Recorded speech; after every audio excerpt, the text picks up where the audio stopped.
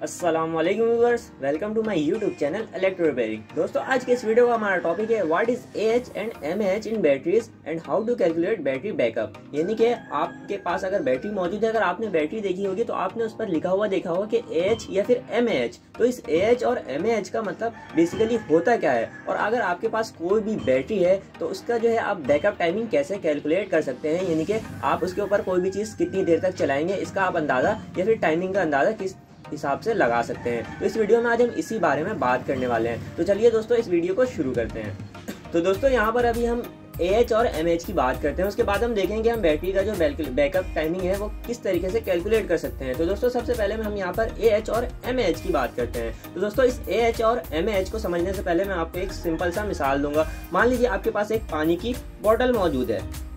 ये मेरे पास एक पानी की बोतल मौजूद है और ये बोतल जो है ये 1 लीटर की है। यानी कि ये पानी की बोतल मेरे पास 1 लीटर की है और इसी के सामने ही मेरे पास एक दूसरी पानी की बोतल मौजूद है जो मेरे पास यहाँ पर मान लीजिए ये 3 लीटर की बोतल है।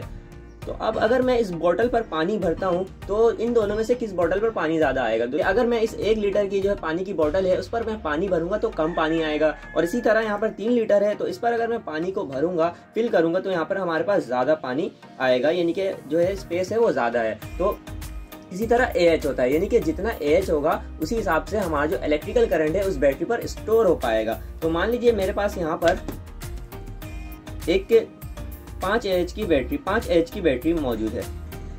तो ये जो 5 AH की बैटरी है, अगर मैं इसको चार्ज पर लगाता हूँ और इसके बराबर पे ही मेरे पास एक 2 AH की बैटरी मौजूद है, तो इसको भी मैं बिल्कुल इसी तरीके से यहाँ पर चार्ज पर लगा देता हूँ। तो जो मेरा ये 5 AH की बैटरी है ये चार्जिंग होने पर जो है वो ज़्यादा वक्त को कवर करेगा, यानी कि ज़्यादा टाइम को लेगा, और ये जो है हमारे पास 2 AH की बैटरी है ये कम टाइम लेगा। तो दोस्तों, अगर ये 5 AH की जो बैटरी है वो अगर चार्ज होने में हमारे पास टाइम को ज़्यादा कवर कर रही है तो इसका मतलब ये है कि उसके अंदर जो इलेक्ट्रिकल एनर्जी है वो भी ज़्यादा अमाउंट में स्टोर हो रही है। और इसी तरह यहाँ पर हमारे पास 2 AH की जो बैटरी है उसके अंदर वो चार्जिंग में तो कम टाइम ले रही है, लेकिन उसके अंदर जो अमाउंट ऑफ एनर्जी है वो कम स्टोर हो रही है, बिल्कुल इस पानी की बोतल की तरह। अगर मैं 1 लीटर की जो पानी की बोतल है उसको मैं भरता हूँ वो कम टाइम पे भर जाएगा बमुकाबला 3 लीटर के। अगर मैं इस 3 लीटर के पानी की बोतल को भरता हूँ तो ये ज़्यादा टाइम में भरेगा। और दोस्तों, आपको एक बात और याद है कि अगर आप जो है इस 1 लीटर की पानी की बोतल को थोड़ा थोड़ा अगर पिएंगे या फिर कहीं पर इस्तेमाल करेंगे तो ये जल्दी खत्म हो जाएगा, और अगर इस 3 लीटर को आप थोड़ा थोड़ा पिएंगे या फिर खत्म करेंगे तो ये देर से इस्तेमाल होगा। बिल्कुल इसी तरह इस बैटरी में भी होता है, जितना AH की बैटरी होगा वो उसी हिसाब से कंज्यूम होगा, यानी कि थोड़ा थोड़ा करके उसके अंदर जो इलेक्ट्रिकल एनर्जी है वो खत्म होगी। तो दोस्तों, ये होता है AH और MAH। तो दोस्तों, अब AH और MAH की फुल फॉर्म के बारे में बात कर लेते हैं कि ये तो हमारे पास AH हमारा क्लियर हो गया। अब हमारे पास बचता है कि MAH, यानी कि MAH क्या होता है। तो AH का फुल फॉर्म होता है एम्पियर पर आवर, यानी कि एम्पियर आवर, और इसी तरह MAH का जो मतलब होता है वो मिली एम्पियर पर आवर।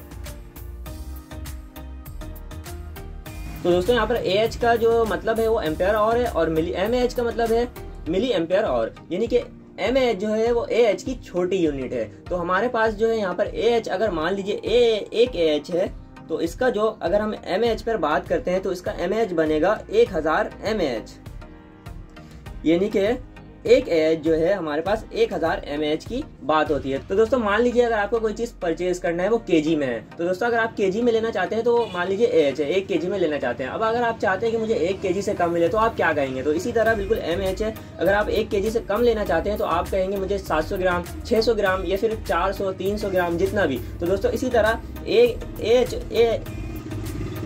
तरह AH जो है वो बड़ी यूनिट है और MAH जो है हमारा यहाँ पर छोटी यूनिट मौजूद है। तो AH जो है हमारा बेसिकली वो बड़ी बैटरियों में यूज होता है और MAH जो है हमारा वो छोटी बैटरियों में यूज होता है। वो मोबाइल वगैरह की बैटरी आपने सुना होगा कि 5000 mAh, 4000 mAh या फिर 3000 mAh। और हमारा जो AH है वो आपने देखा होगा कि हमारा जो UPS या इन्वर्टर का जो बैटरी होता है उस पर लिखा हुआ होता है कि इतना AH, 80 AH, 100 AH या फिर 150 या 200 AH। तो यहाँ पर MAH जो है वो AH की छोटी यूनिट है। तो दोस्तों, ये होता है MAH और AH का मतलब। तो दोस्तों, अब हम बात करेंगे कि हम बैटरी की जो बैकअप टाइमिंग है उसको किस तरीके से कैलकुलेट कर सकते हैं। तो दोस्तों, अगर हम बैकअप टाइमिंग को कैलकुलेट करना चाहेंगे तो हमें सिर्फ और सिर्फ 3 चीजों का पता होना जरूरी है। सबसे पहले जो हमारे पास आता है वो बैटरी का जो हमारा AH है, यानी कि हमारे पास कितनी AH की बैटरी मौजूद है। सबसे पहले हमारे पास AH आता है, उसके बाद हमें उस बैटरी का जो है वोल्ट को चेक करना है। ये हमारी जो बैटरी है 12 वोल्ट है, 24 वोल्ट है, या जितने भी वोल्ट है। उसके बाद हमारा जो बैटरी का यहाँ पर वोल्ट आ जाता है दोस्तों। उसके बाद जो हमारा तीसरा चीज़ है वो यहाँ पर वाट आ जाता है, यानी कि हम जो चीज़ यूज़ कर रहे हैं, हम जो इलेक्ट्रिकल इक्विपमेंट को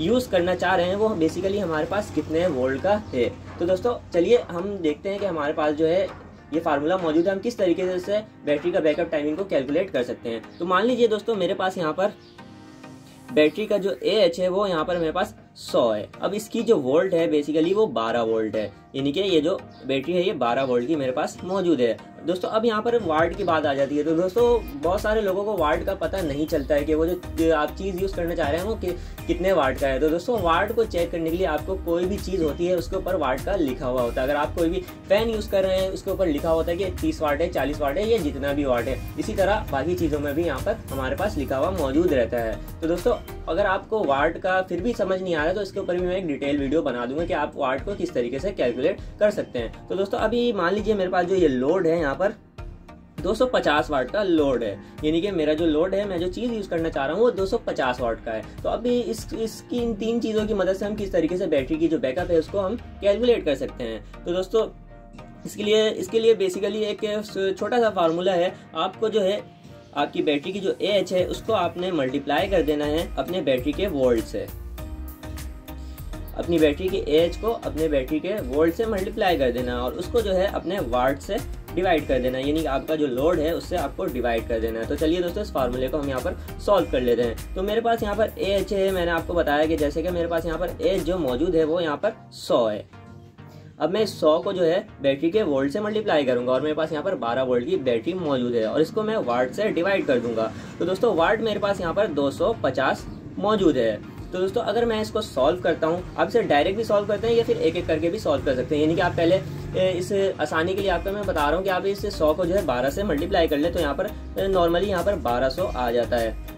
अब इसी 1200 को आपने 250 से डिवाइड कर देना। तो दोस्तों जब आप 1200 को 250 से डिवाइड करेंगे तो आपके पास जो आंसर आ जाएगा वो 4.8। तो दोस्तों ये 4.8 जो है आपका आवर में आएगा, यानी कि घंटे में आएगा।